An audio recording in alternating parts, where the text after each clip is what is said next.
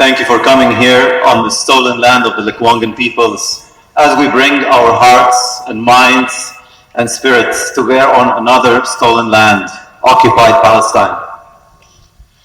Farewell, my books. Farewell to the House of Wisdom, the Temple of Philosophy, the Scientific Institute, the Literary Academy.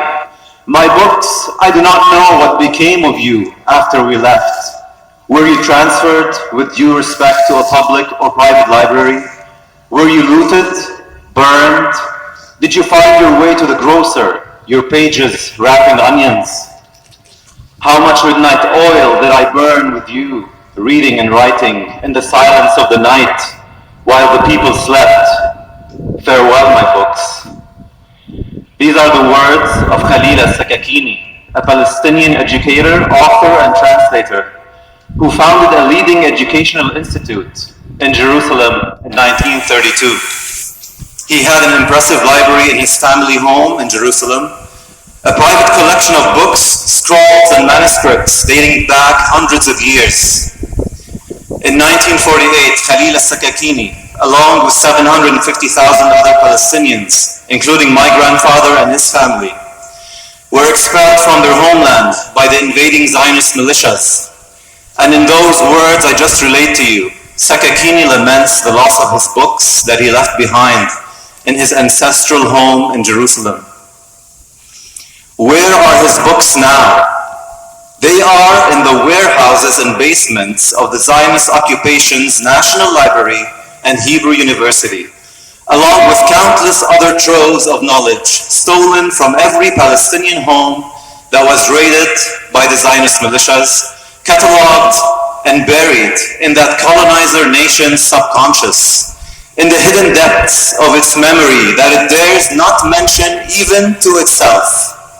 Palestine's memory was stolen and hidden away in the basements of the Zionist project's institutions.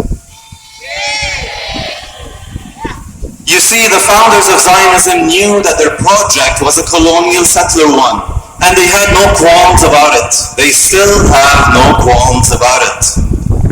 Benjamin Netanyahu's father was the personal secretary of Jabotinsky, one of the founders of the Zionist movement, who said, "This colonization can develop only under the protection of a force independent of the local population, an iron wall which the native population cannot break through.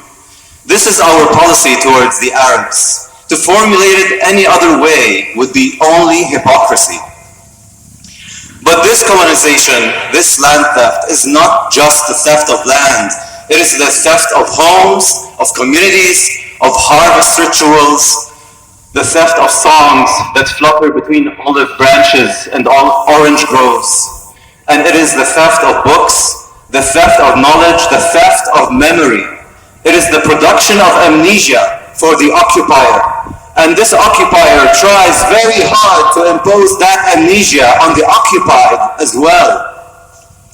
The Palestinians who still live in the 1948 occupied lands of Palestine, the so-called Arab Israelis, are forbidden from commemorating their Nakba, their catastrophe.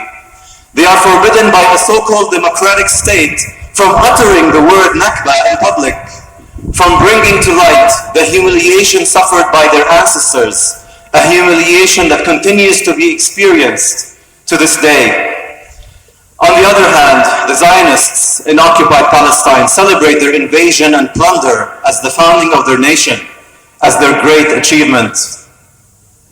But Jabotinsky, who was a shrewd Zionist, unlike his amnesiac successors over there, and I quote, "Every indigenous people will resist alien settlers as long as they see any hope of ridding themselves of the danger of foreign settlement.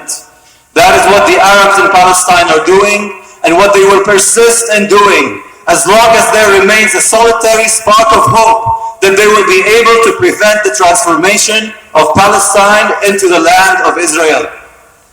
My friends, Here. Could have been said by Franz Fanon or Malcolm X. My friends, we are witnessing the latest among many chapters of valiant Palestinian resistance in the face of the Zionist colonial settler regime. In the face of the genocide that the Zionist occupation is bringing upon Gaza, in the face of the deliberate targeting and killing of 94 university professors and many other academic, scientific, and intellectual figures, 231 teachers and administrators, thousands of students, in the face of the systematic destruction of every single one of the 7 universities in Gaza, of 346 schools, of municipal archives and public libraries and theaters and museums, in the face of this genocide perpetrated by the Zionist occupier with the clear intention of rendering Gaza uninhabitable, which may eventually force its population to emigrate.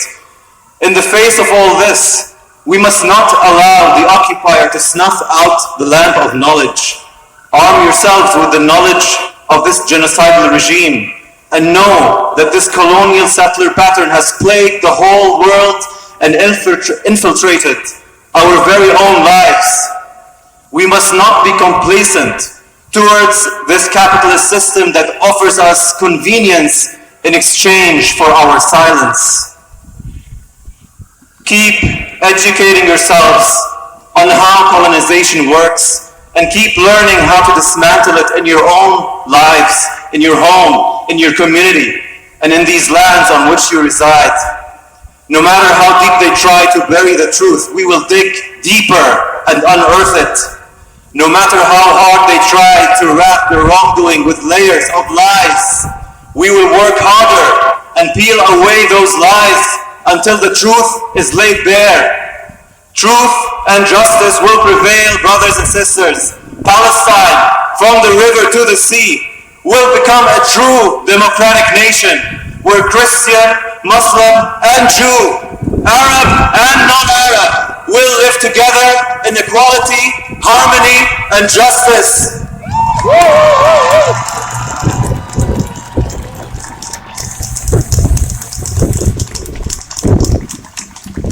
Long live the Lekwungen peoples. Long live the indigenous peoples of every land. Long live Palestine. Thank you.